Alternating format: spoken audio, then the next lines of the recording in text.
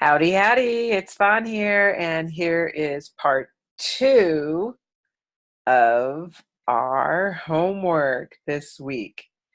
So, hopefully, you listened to the first recording about how to stop, ask, and listen to the voice, the craving voice inside your head, and to find an alternative action step or healthy food choice to satisfy that cravings, want, need, or desire, deep desire.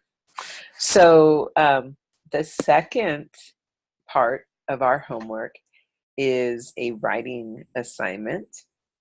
It's to journal or free write or just discover your food triggers. So, what triggers you to want to eat something that doesn't nourish you? You know, that's really the question. What triggers you? What kind of situation, action, emotion triggers you to want to go grab something out of the refrigerator that's unhealthy or something that's on the shelf that's unhealthy? And some of the triggers that I've come up with for myself is when I'm bored and I have nothing to do, I'll turn to the food.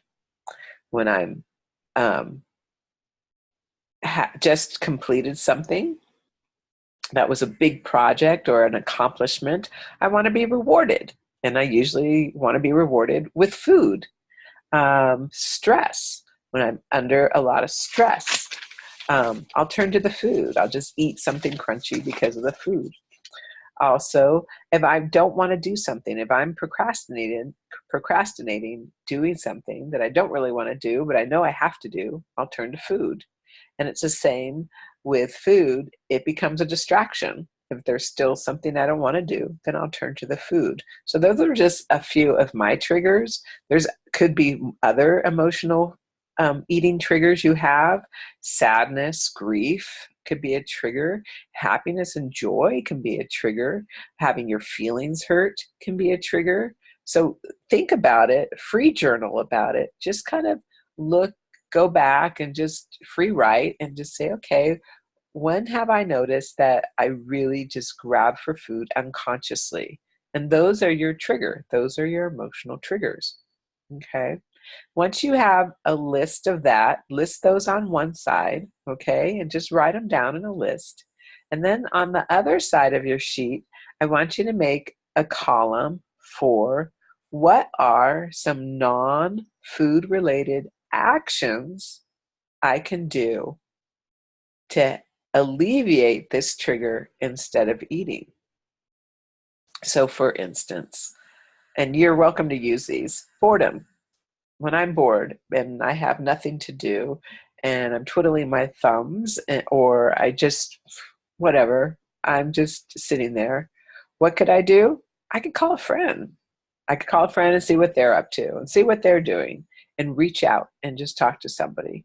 Um, Instead of rewarding myself with food if I accomplished something that was hard for me or finished a project, I can go get my nails done, my hair tied or cut, I can go see a movie, I could just go for a walk. I could garden. I could plant a flower. There's lots of things that I could do instead of making it food related. If I'm stressed, and I just want to grab for foods and stuff my face because I'm totally stressed. What could I do instead? I could just sit and breathe for 10 minutes. Do some nice deep breath in, deep breaths out for 5 to 10 minutes. That will take the cortisol out of my body and fill me up with some serotonin, some good stuff. If I don't want to do something and I'm procrastinating doing something like my taxes, and instead of doing my taxes, I'm going to eat, what could I do instead? Well, sure, I could do the task. I could set the timer, do the task for 20 minutes, because 20 minutes is a great short period of time that I can commit to. So I could do that. I could set the 20-minute timer. I could go for a walk. I know it's still not doing that task, but it's not getting into the food either. right? And I'm sure that you can think of something else that you could do instead of eating when you're procrastinating. I think what another thing I could do is exercise or do yoga. Or, and this is the one that's really good, is I could sit for 10 to 20 minutes, and it doesn't have to be that long, but again, that 20-minute time is a really wonderful turnaround time for letting go of those brain and emotional cravings. So I could visualize myself taking the time from 2 minutes to 20 minutes, visualize myself doing the thing I don't want to do from start to finish, taking myself there in my imagination. That's a great thing that I could do. And then as a distraction, just eating, just so I'm distracted from my life or distracted from the thing I don't want to do or distracted from feeling something, an emotion that I don't want to feel. What could I do? I could sit and feel that emotion if I'm trying to distract myself from the emotion.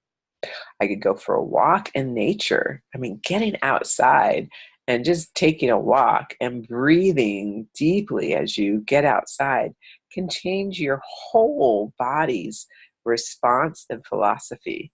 And again, 2 minutes to 20 minutes, wonderful, wonderful time for you to take for yourself. Get rid of the cortisol, get rid of the emotional trigger, and come back to balance, increasing the serotonin. Another way to do that is visualize yourself at your perfect goal weight, at your perfect body weight. I know you don't like the word perfect, but your ideal. What would be ideal? Instead of eating the food, go back, close your eyes, and say, you know what?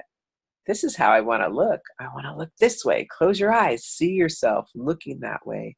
So you're connecting more to the positive result than to the craving that's calling your name. All right. Hope this video helps you. Love you all. Take care. I'll do another one for tool number 3. Take care.